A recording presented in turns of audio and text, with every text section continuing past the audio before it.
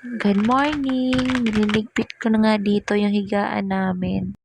Ito nga si Bunso, habang nagliligpit ako dyan, kinukulit ako.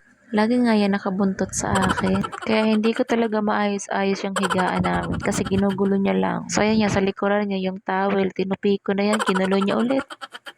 Pinainom ko muna nga sila ng gatas bago ko sila papaliguan. Itong si Bunso, na yan maligo. Pero parang gusto pa niya makisali. Sumisiksik talaga siya dyan sa likuran ko hanggang sa makapasok siya sa loob.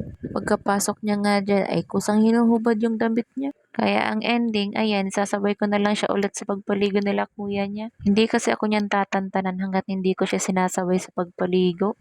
Habang nga pinapaliguan ko si kuya niya dyan sa loob, ang kulit ni Buboy dyan sa loob. Pinagtatapon nga yung tubig sa balde, wala pa namang buhos yung gripo namin. Habang nga pinapaliguan ko dito yung dalo, ito si Kuya Titan, gising na pala. Kaya nakadiaper pa siya, munti ka na nga matanggal yung aking pants. Gusto na agad kasi makisali sa dalawang maligo. Sabi ko nga, mamaya ka na maligo, hindi ka pa naiinitan. Ayan nga si Bunso, tapos nang maligo, tuwang-tuwa ang bata. Nasunod na nga yung gusto niyang magpaligo ulit. Siguro kung naiinitan pa. O kaya naman gusto lang talaga makisali kila kuya niya maligo. Gustong gusto niyang lagi nakikita yung mukha niya sa camera. Habang ang pinupunasan ko siya dyan, ayaw tanggalin yung towel. Gusto niya laang daw ilagay dyan sa katawan niya, kaya tingnan niyo naman yung itsura, oh. Naku, napaka-cute na makulit na baby niya. Good morning. What do you want to say? I'm a water. Kuya Titan, baba na dyan. Baba na. Ha? Ano gagawin mo? No, no, no, no, no, no, no. No, no, no. Ito yung comb mo. Yung comb. No.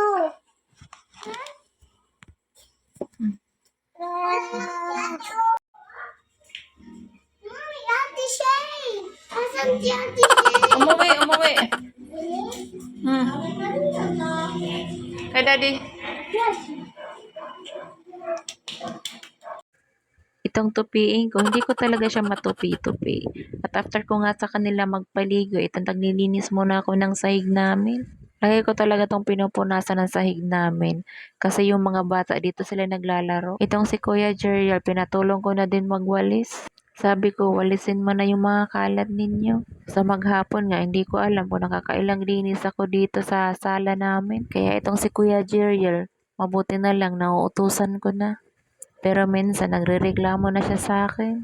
Bakit daw lagi ko siyang inuutusan maglinis ng sala namin? Pinapaliwanagan ko na nga lang siya para hindi magtampo sa mga kapatid niya. Siya daw kasi lagang inuutusan ko magwalis. After namin maglinis ni Kuya, humingi na sila ng pagkain sa akin. Habang ang pinapakain ko sila dyan, si Bunso ay nagpakarga pa sa akin. Humihingi pa sa akin ng gatas. Kaya nagtimpla muna ako dyan ng gatas bago kami umupo dyan. Itong si Kuya, namimili ng papanoorin. Nilipat niya nga yung channel ng TV dyan. Hindi nga makaupo agad at seryosong tinitingnan yung pinapanood niya. Sinabihan ko nga sa dyan na kumain muna bago manood ng TV. Ganyan talagang routine nila sa araw-araw. Pag walang pinapanood, nako, magbilang ka ng maririnig mong sigaw. Seryoso talaga yung dalawa manood. Bumalik na nga ako dito sa upuan nga. At itong si Bunso, ready na kumain. Naabot niya nga yung pagkain niya dyan. Umiiyak na nga at gusto nang kumain agad-agad. Isabi ko mamaya na't papalamigin natin. Mukhang nakaramdam na talaga siya ng gutom. Itong si Kuya Titan sumisilip. Natatakpan ko pala yung pinapanood nila dyan. Mga bandang hapon, nag-grocery kami ng asawa ko. Madali ang grocery nga lang to. Kasi yung asawa ko, may schedule pa pala pag-referee. Buti na nga lang, bago kami pumunta dyan, alam ko na yung mga bibilin ko. Memorize ko na din yung mga lagayan dito sa LCC. Kaya kayang-kaya sa madalian na grocery. Pagkapasok ko pa lang, dumiretso agad ako sa section ng mga diaper. Sumunod naman sa lagayan ng mga sabon. At sumunod naman doon sa lagayan ng mga asukal, mga kape at yung cream oil. Ang mga binili nga namin, mga basic needs. Simot na kasi yung mga lagayan namin ng asukal ng kape. Kaya bumili na kami dito sa grocery. Mas nakakatipid kasi pag bumili ng maramihan kaysa bibili ka ng tingi-tingi sa tindahan. Habang nga nagpa-punch itong cashier, ako'y kinakabahan. Sabi ko, baka mapasobra sa budget. Bibili pa kasi kami ng bigas, wala pa kaming nabiling bigas dyan. Buti na nga lang at hindi lumagpas doon sa budget. Sa mahal ng bilihin ngayon, kakaunti na lang yung nabibili ng 1,000. Sa kakaunting nabili namin, nasa 2,680 na yan.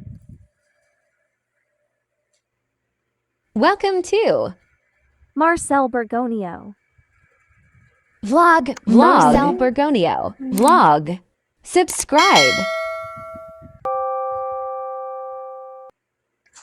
Tumigil nga muna kami dito kasi paglabas namin, bukas pala ng ulan. Habang ang hinihintay namin na tumila yung ulan, abay, lumakas pa lalo. Mga 30 minutes din kami naghintay dito. So paano yan? Hanggang dito na lang muna. See you on my next vlog. Paaram!